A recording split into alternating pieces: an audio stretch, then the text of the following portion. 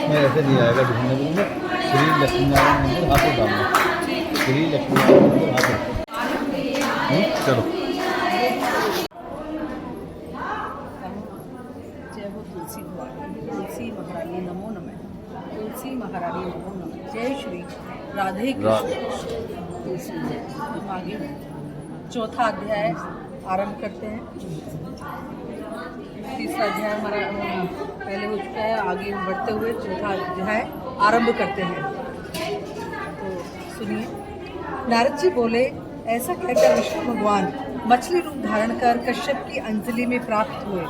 उस मछली पर दया करके मुनि ने उसको कमंडल में डाल दिया। जब यह उसमें न समाई तब कुएं में डाला, कुएं से तालाब में, तालाब से समुद्र में डाली गई।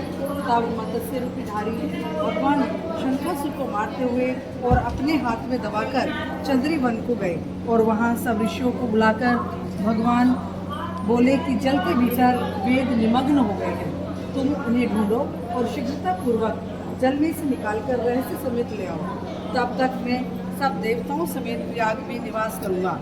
नारद जी बोले, तब तपोबली उन मुनियों ने बीज और यज्ञ मंत्रों सहित वेदों का उद्धार किया। उन ऋषियों में से जिसने जो निकाला वह भाग उसी ऋषि के नाम से प्रसिद्ध हुआ। पीछे सब मुनि मिलकर प्रयागराज को गए और प्राप्त हुए वेद ब्रह्मा सहित विष्णु भगवान को अर्पण किए। संपूर्ण वेदों को पाकर ब्रह्मा जी ने प्रसन्न हो देव और ऋषियों सहित अश्वमेध यज्ञ किया। यज्ञ के अंत में देवता गंधर्व पन्नग ग्राहक पृथ्वी पर दंडवत कर प्रार्थना करने लगे। देवता बोले कि हे देवाधिदेव, हमारी विज्ञप्ति श्रवण करो, यह हमारी प्रसन्नता का स्थान है, इसे तुम वरदान दो। हे रमापते, इन ब्रह्मा जी ने इस स्थान में नष्ट वेद फिर पाए हैं और हमने यज्ञ के भाग प्राप्त किए, इसलिए आपके प्रसाद से यह स्थान पृथ्वी में अत्यंत श्रेष्ठ और पुण्य देने वाला हो और यह महीना भी ब्रह्म हत्या आदि को दूर कर अक्षय फल देने वाला हो। श्री विष्णु बोले कि हे देवताओं, जो बात तुमने कही है यही मुझे भी अभिष्ट है, सो ऐसा ही हो। यह ब्रह्मक्षेम नाम से सबको सुलभ होगा।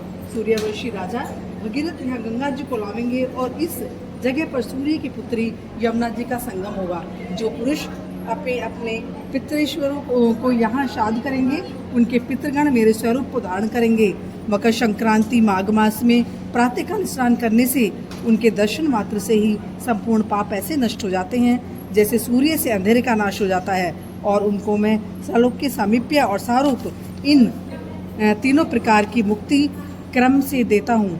हे मुनिवरों, मैं सर्वज्ञ रूप से बद्री वन में सदैव निवास करता हूँ। जो फल और स्थान 100 वर्ष में मिलता है वह तुमको वहाँ एक दिन में ही प्राप्त होगा। उस स्थान के दर्शन करने वाले मनुष्य जीवन मुक्त हो जाते हैं। सूत जी बोले कि विष्णु देवताओं से ऐसा कहकर ब्रह्मा जी सहित वहीं अंतर ध्यान हो गए और इंद्रादिक देवता भी श्री अंशों से यहाँ आकर अंतर ध्यान हो गए।